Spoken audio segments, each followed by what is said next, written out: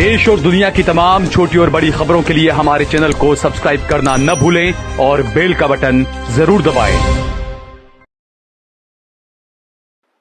नमस्कार दोस्तों, स्वागत है आपका देश लाइव में और आपके साथ मैं हूं आशिमा त्यागी। दोस्तों, आज का जो वीडियो है बेहद महत्वपूर्ण है। हम बात करेंगे उस लोकतंत्र की जो कागज पर तो बहुत खूबसूरत लगता है, लेकिन अगर जमीन पर देखा जाए तो उसका चेहरा कुछ और ही है।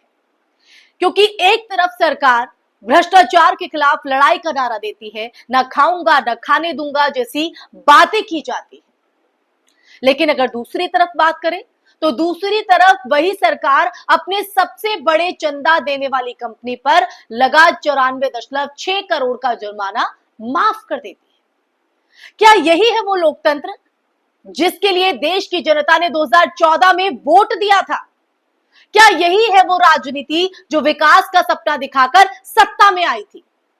ये तमाम वो सवाल है जो आज इस चर्चा के इर्द गिर्द रहेंगे, लेकिन उससे पहले आप लोगों से अपील, इंसाफ की आवाज को बुलंद करने के लिए और सच्ची पत्रकारिता के लिए हमारा सहयोग करें। साथ ही डिस्क्रिप्शन में दिए गए लिंक को ओपन कर ज्वाइन बटन दबाकर आप देश लाइव से यानी हमसे सीधा जुड़ सकते हैं।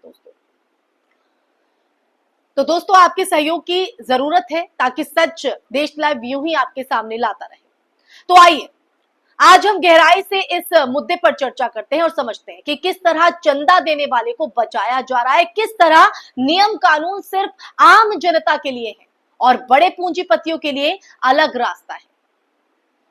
मेघा इंजीनियरिंग, ये कंपनी आपने सुनी होगी। इस नाम की कंपनी ने इलेक्टोरल बॉन्ड के जरिए बीजेपी को करोड़ों का चंदा दिया और फिर महाराष्ट्र में अवैध खनन के आरोप में उस पर भारी जुर्माना लगाया गया, लेकिन वही जुर्माना सरकार ने माफ कर दिया। और ये मामला सिर्फ एक कंपनी का नहीं है दोस्तों, ये पूरे सिस्टम का चेहरा है जहां सत्ता और पैसे का खेल खुलकर सामने आता है।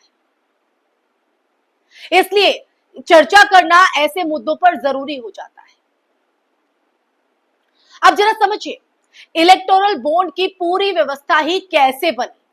इसे पारदर्शिता लाने के नाम पर लागू किया गया था, लेकिन असल में ये एक ऐसी व्यवस्था बन गई जिसमें बड़े बड़े कॉरपोरेट घरानों को छुपाकर चंदा देने का मौका मिला। कौन कितना चंदा दे रहा है, किसे लाभ हो रहा है, जनता को पता ही नहीं चलता। और फिर ये चंदा उसी सरकार के काम आता है जो इन्हीं कंपनियों के खिलाफ, सही सुन रहे, इन्हीं कंपनियों के खिलाफ कार्रवाई में ढील देती है। तो क्या ये लोकतंत्र है या कॉरपोरेट सत्ता का गठजोड़? ये सवाल इसलिए दोस्तों क्योंकि इसके अलावा अगर हम और पहलू को देखें, या इसके अलावा हमें यह भी देखने की जरूरत होगी कि ऐसे मामलों में कार्रवाई किस तरह होती है। छोटे व्यापारी पर छोटी गलती का भी भारी जुर्माना लगता है, लाइसेंस तक को रद्द कर दिया जाता है। समझ रहे हैं आप? लेकिन जब वही अपराध बड़े उद्योगपतियों से जुड़ा हो तो जुर्माना माफ कर दिया जाता है। और ये दोहरा मापदंड सिर्फ महाराष्ट्र तक सीमित नहीं, बंगाल से लेकर मध्य प्रदेश और राजस्थान और अब महाराष्ट्र तक ऐसे कई जो मामले हैं वो सामने आ चुके हैं जहां आरोपित नेताओं ने सत्ता की छाया में जाकर अपनी फाइलें बंद करवा ली। आपको याद होगा कि 2014 के चुनाव में किस तरह मोदी सरकार ने भ्रष्टाचार के खिलाफ नारा दिया था। बहुत हुई महंगाई की मांग, बहुत हुई भ्रष्टाचार की मांग, इस तरह के नारों की गूंज सुनाई दी। देश नहीं झुकने दूंगा, देश नहीं बिकने दूंगा, ये सब नारों में जनता में उम्मीद पैदा करने की कोशिश थी कि अब साफ सुथरी राजनीति होगी। सुना होगा आपने ये नारा। लेकिन 10 साल बाद हम देख क्या रहे हैं?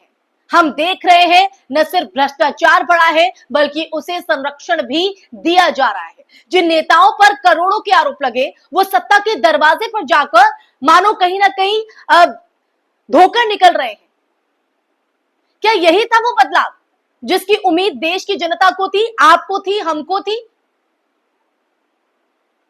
अब अगले पहलू पर आते हैं और यह भी समझते हैं दोस्तों कि यह सिर्फ सत्ता की विफलता नहीं है बल्कि पूरे राजनीतिक तंत्र की बीमारी भी है। वो बीमारी जो लाइलाज बनती जा रही है। विपक्ष के नेता जब सत्ता में आते हैं तो भ्रष्टाचार के खिलाफ आवाज उठाते हैं, लेकिन सत्ता मिलते ही वही खेल जो है वो फिर से दोहराया जाता है। इस खेल में मीडिया की भूमिका भी सवालों के घेरे में खड़ी हो जाती है, क्योंकि अगर देखा जाए तो बड़े मामलों को दबा दिया जाता है और छोटी खबरों को बढ़ा चढ़ाकर पेश किया जाता है। कई बार तो ऐसे मामलों पर अगर बात करें तो रिपोर्टिंग ही नहीं होती, जनता को सच जानने का मौका ही नहीं मिलता। यही वजह है दोस्तों कि पारदर्शिता और जवाबदेही के नाम पर बनते नियम सिर्फ दिखावा बनकर रह गए हैं।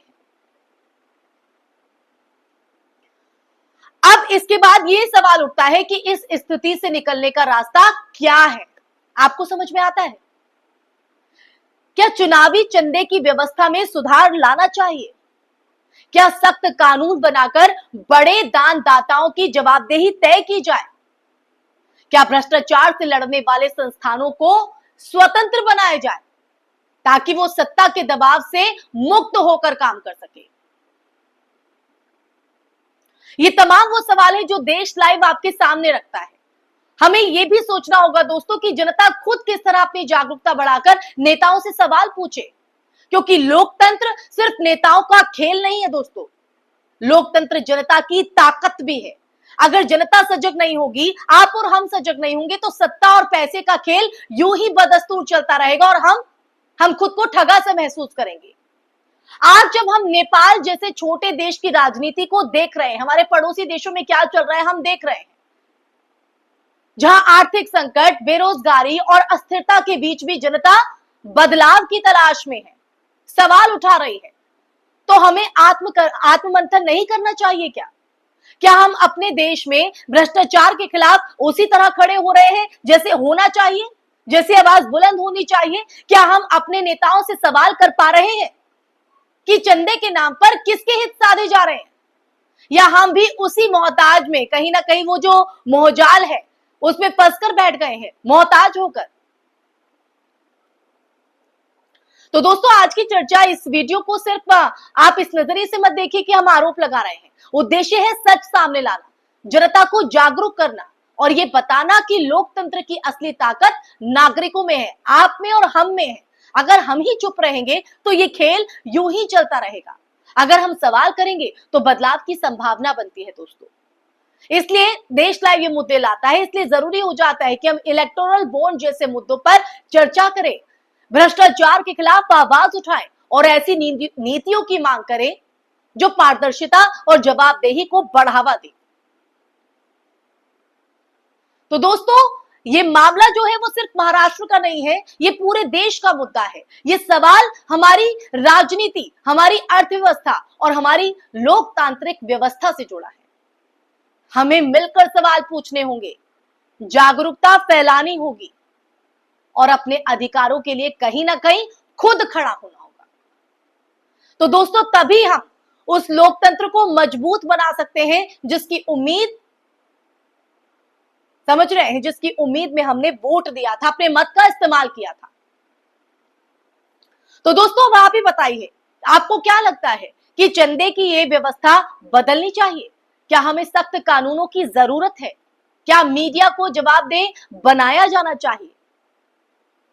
इस चर्चा के अंत में मैं यही सवाल आप लोगों पर छोड़े जा रही हूं। नीचे कमेंट में अपनी राय जरूर लिखिएगा दोस्तों कि इन सवालों को लेकर आपके मन में क्या विचार है। साथ ही वीडियो को लाइक और ज्यादा से ज्यादा शेयर कीजिए ताकि ये चर्चा और लोगों तक पहुंचे। लोकतंत्र तभी मजबूत होगा जब हम सब मिलकर सवाल पूछें और जवाब की मांग करें। तो इसी के साथ आज की वीडियो हम यही खत्म करते हैं। अगले वीडियो में हम ऐसे ही और महत्वपूर्ण मुद्दों पर बात करेंगे। तब तक जागते रहिए, सवाल करते रहिए और लोकतंत्र की असली ताकत बनिए दोस्तों। धन्यवाद।